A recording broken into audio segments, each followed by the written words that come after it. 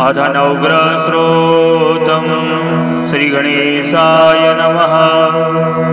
जपाकुसुमसङ्काशं काश्यपेयमहाद्रुतिं तमूरिं सर्वपापघ्नं प्रणतोऽस्मि दिवाकरं।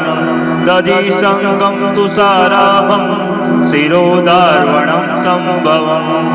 नमामि शशिनं सोमं शम्भुर्मुकुटभूषणं।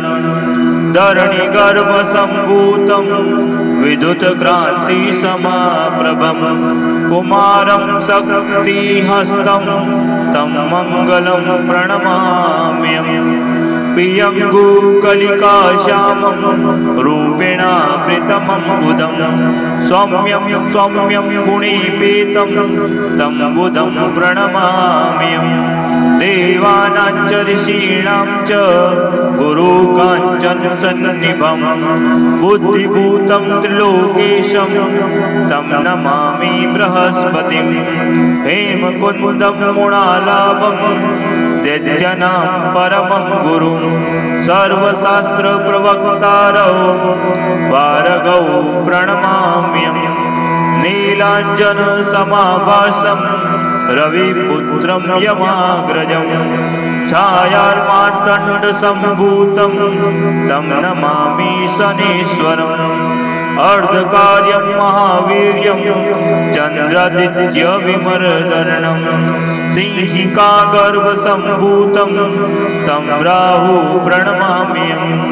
पलाशपुष्पसङ्काश तारकाग्रमस्तकं।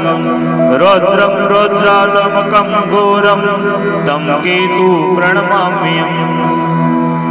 इति श्रीव्यासमुखोक्तितं य पठेषु समाहितः। दिवा वा यदि वा रात्रौ विघ्नशान्तिर्भविष्यति। नरनारीनुपूर्णं च भवेतु स्वपनाशनम्। ऐश्वर्यमतुलं तेषाम् आरोग्यपुष्टिवर्धनम्। ग्रहनक्षत्रजा पीडा तस्कराग्निसमुद्भवाः ता सर्वा प्रशमन्यान्ति व्यासकृतेन संशयः। इति श्री वेदव्यास विरचितं आदित्यादि नवग्रहस्रोतं सम्पूर्णम्।